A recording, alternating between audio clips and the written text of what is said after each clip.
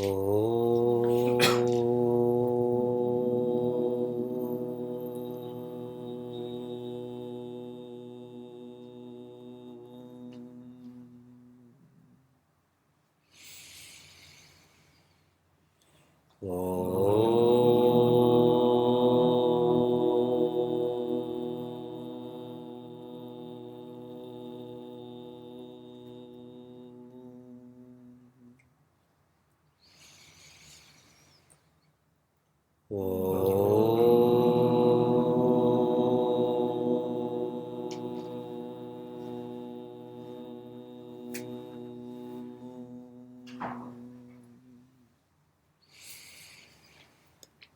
Om Vakratunda Mahakaya Suryakoti Samaprabha Nirvignam Kuru Me Deva Sarvakaryeshu Sarvada Saraswati Namastubhyam Varade Kamarupini Vidyarambham Karishyami Siddhir Bhavatu Me Sada Gurur Brahma Gurur Vishnu Gurur Devo Maheshwara Gurudeva Param Brahma Tasmai Shri Gurave Namaha. Hari Om and greetings from Toronto.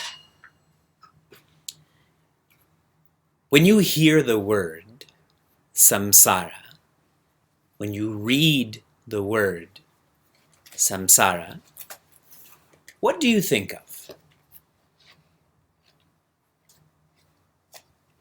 We think of society, we think of fast moving, we think of an ocean.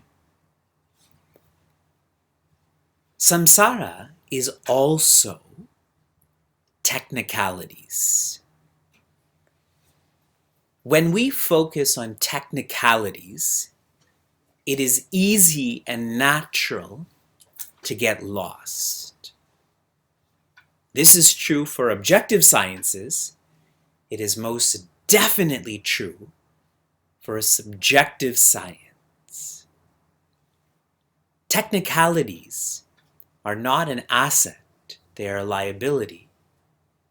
Simplicity is an asset. And we have endless examples of seekers who are simple, like Devi Shabari, like Devi Meera. Simple. Their guru, their mother told them that Bhagwan is the most important. And in that simplicity, they followed and had darshan, had a relationship with Bhagwan Rama, with Bhagwan Krishna.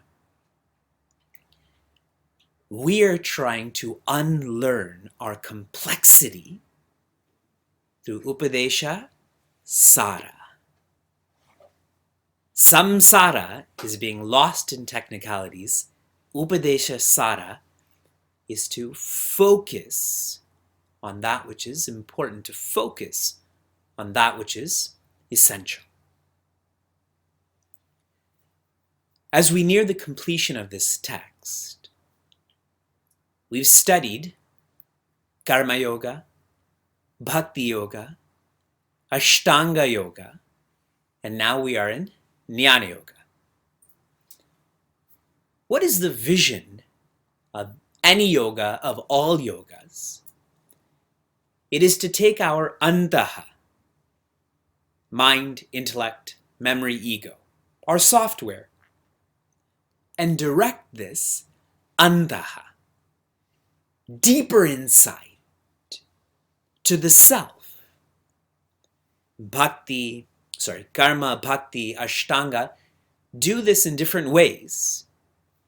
The way that Sri Ramana has been guiding us in the first portion of Jnana Yoga, he was sharing how our thoughts have to go from outside to inside.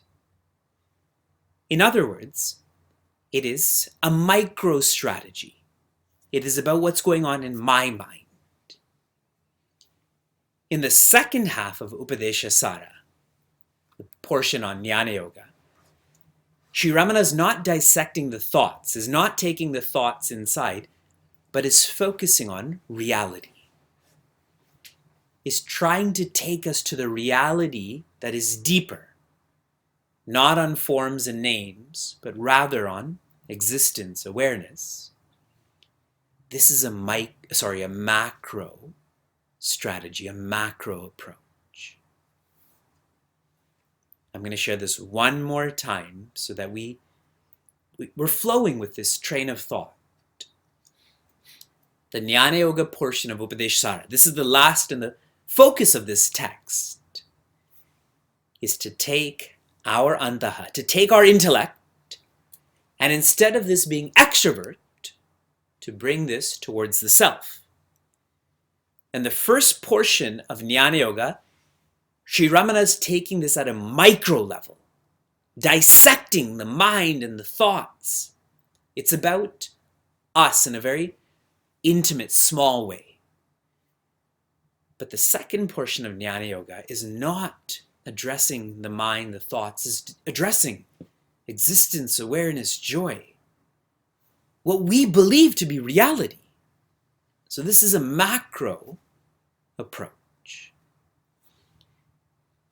We completed this portion, that was Shloka 27, and then we had our pariksha. Our pariksha is simply a check on how much we remember. If you remember, you can practice. And if you don't remember, you cannot practice. This applies to cooking food. This applies to driving. This applies to people's names. If you remember someone's name, you can interact with them, correct? You can go back to history. But if you don't remember someone's name, you kind of just look at them and just move on to the next person whose name you do remember. Now, the last 3 shlokas of this text is just like Moha Mudgara. If you remember in Bhaja Govindam, Acharya Shankara stops teaching and he just opens his heart and is speaking to us, not teaching us, but speaking to us like our closest friend. Why are you trying to find completion outside of you? And Sri Ramana does the same. Our son Vyasa does the same now too. Anything we do that he doesn't want, in such a dramatic way. Why? When it comes to changing his diaper, putting him in his eating tray, going to sleep, there's so much passion behind his why. But his why is a physical constraint. Sri Ramana is asking us, why do you have this mental constraint? We are on Shloka 28. Please repeat after me.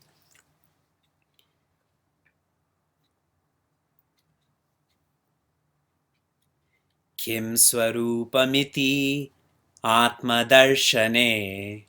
Kim Swarupamiti Atma Darshane. Avyaya Bhava Apurna Chit Sukham. Avyaya Bhava Apurna Chit Sukham. Sri Ramana says, Kim Swarupam Iti. Kim means what? Rupa means form. Swarupa means my form, my qualities, my nature. So the simple message he's offering in this first quarter is inquiry. Inquire into what is life. Inquire into who you are. We give a whole lot of resources and time and effort to this rupa, correct? My facial hair is different. Somya's head hair is different. We give so much of resources and time and effort to that. That is going to change. And to depend on that which is changing can never lead to completion. So Sri Ramana is saying go from rupa to swarupa. Who are you at the highest, at the deepest level? This inquiry is to take anartha to artha. Anartha means meaninglessness, where there's no meaning. When I inquire, what will happen is that which is meaningless in my life, I will give less focus on, less focus to. If you think of friendships you have that are just not useful, they don't help you be happy, they don't help you in your careers, do you give so much of focus to those friendships? It's anartha. More deep than this. Someone may think that everything we do is meaningless. Waking up is meaningless. Watching TV is meaningless. Driving is meaningless. This class is most definitely meaningless. But if you inquire, if you concentrate enough, we lose track of creation, which allows us to focus on the Creator, in which case nothing is anartha. Everything is most artha, most meaningful. This is what will happen when we inquire. And giving you another reference. This week in our Sunday class, we're going to be taking up Chatushloki Bhagavatam, where Bhagavan Brahma is taught by Bhagavan Narayana all of Bhagavatam in four shlokas, in 4 messages. And I'll tell you what they are in a very simple way. Bhagavan Brahma is taught how is creation, why is creation, what is creation. Those are the first 3 questions. So, how is creation? Why is creation? What is creation? And the answers given are, how is creation? Bhagavan Narayana, or Brahman. We'll use the word Brahman. That's how. Why is creation? Maya. Brahman's creative potential is Maya. What is creation? Swapna. Swapna means a dream. It's a play. And then the 4th question is, how does one go through this dream, through Maya, to Brahman? How does one return to being awakened? And the answer given is inquiry. All of Bhagavatam is to encourage inquiry into what is creation. Sri Ramana is encouraging us to do the same. Why do you wake up? Why do you sleep? Why are you in this class? Why? It's a very powerful 3 words. Atma Darshane, when our inquiry is steady and sincere. What was the word that I used yesterday in the community call about being steady and sincere? Stairya, which comes from Bhagavad Gita. Being steady and sincere leads to stillness. The more steady and sincere you are in you asking you about happiness, you will have less questions. The more questions we have, it shows that we're approaching this intellectually still. The less questions we have, it's no longer about hypothesis, rather it's about application. It's about following disciplines and being happy. Atma Darshane. We are what we are seeking.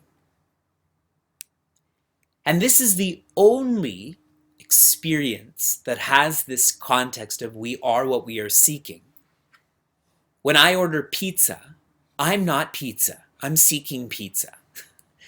When I learn a subject in school, I'm not that subject. I am seeking happiness. We're all seeking happiness. We are happiness. This intellect of ours has to be trained, has to follow Jnana Yoga, so that this ego that is forever identifying doesn't identify with the mind, but rather identifies with the spirit. Okay, I'm going to give you some technicalities here, even though I just told you that samsara is technicalities. But just indulge me. Be polite as I speak about this. The mind ever interprets, the intellect ever instructs, the ego ever identifies. Right now, the ego identified with the intellect makes us interpret. I'm very mental. But if my intellect goes from instructing to inquiring, then my ego has no room to go out because this intellect is not allowing it to go out. This intellect has created a wall so that when the ego tries to identify outside, it can't go anywhere. The intellect is pushing that ego inside. And when the ego identifies with the spirit, what will happen? Atma Darshane. The ego will see that it is the spirit. One more thought on this second quarter is, and I'll go back to some of our very deep classes and deep thoughts. The spirit is not the experiencer. If you all close your eyes and you think about the day that your grandparent passed away, the day that you drove your new car, when you moved homes, when you were part of satsang for the first time, whatever you think about, all of those experiences belong to the ego and not to the spirit. The ego is becoming, the spirit is being. So all of the sadness and anxiety and stress, all of the harsh words that we have received, that we have given, we can let go of all of that. That's all ego. I was, I am, and I will always be free, which comes in the next quarter. Avyaya, abhava, apurna. If you interpret these literally, avyaya means unchanging, abhava means unborn, and apurna means complete. I want you to rethink these words. Abhava means unborn. Avyaya means unchanging. Apurna means undying. Okay? The self, you, were there in the beginning, you are there in the middle, and you are there in the end. You are ever present. Avyaya. This never changes. This abhava, this apurna. If you feel that you are born, if you feel that you're changing, if you feel that you're dying, this is not our fundamental nature, this is our functional nature. The difference between a fundamental nature and a functional nature, a fundamental nature cannot change. Cannot change. Can water ever be flammable? Water cannot be flammable, but if water is flammable, because it's acquired that nature through oil and gasoline and so on, yes, the acquired nature can change. The And this change happens through association. But one's fundamental nature does not. So Sri Ramana is saying, he's finished his teaching, that you are Chit Sukham. You are existence, awareness, joy. And if you feel otherwise, it's your association that's causing this. Your association is wrong. And Swami Tejomayananda shared, whenever you feel any negativity, stress, anxiety, depression, frustration, apathy, it doesn't matter, something is wrong there. And this wrongness is in two ways. At a deep level, it is wrong identification. If my nature is happiness and I'm feeling sadness, I've wrongly identified what my nature is. And at a more relative level, it is giving the wrong importance to your thought, to another person's word. So wrong identifications and wrong importance. We are abhava, avyaya, apurna. We are what we are seeking. We will always be what we're seeking. That is Chit Sukham. And you can take this in a very relative way. Be consciously happy. I'm not even saying consciousness here. I'm simply saying be consciously happy. When you're happy, be conscious about it. Why are you happy? Where is that happiness coming from? In our community call yesterday, I asked everyone, how do you feel right now? And dozens of people shared relaxed, peaceful, calm, independent. And it's amazing that they were feeling this just being on Facebook, through social media, listening to a stranger speak about some rant. But being consciously happy is, anyone who's sensitive to that, is that satsang, that association with sat, that association with happiness leads me to see what is always there. And a great strategy in being consciously happy is to be consciously unhappy also. When you're unhappy, be conscious about it. Why are you unhappy? What's going on? And we'll be able to pierce through that there's wrong identification or wrong importance that is creating this unhappiness. Swami Tejomayananda had asked us, have you ever been too happy? Have any of you experienced so much happiness that you felt sadness? That's impossible, because your nature is not alpa ananda. It's not small happiness, it's bhuma ananda. It is infinite happiness. There cannot be that word too, T-O-O. You can't be too human. You are a human. That's your nature.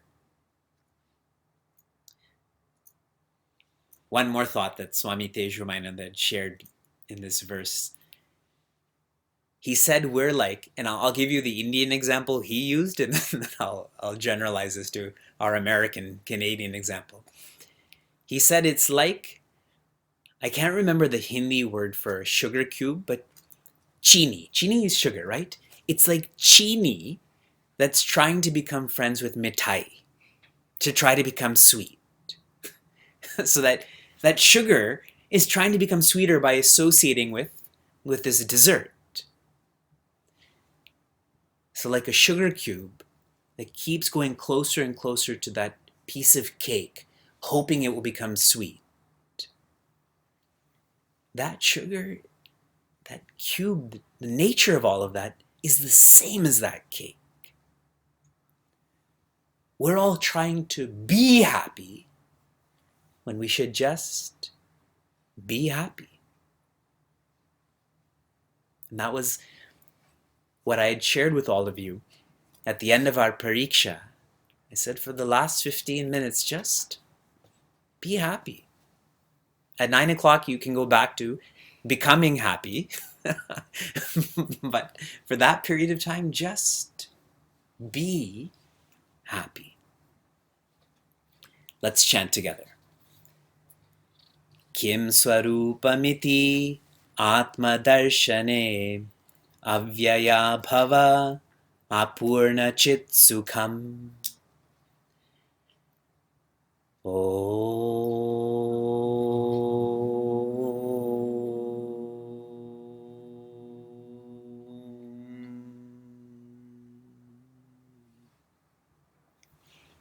Narayana.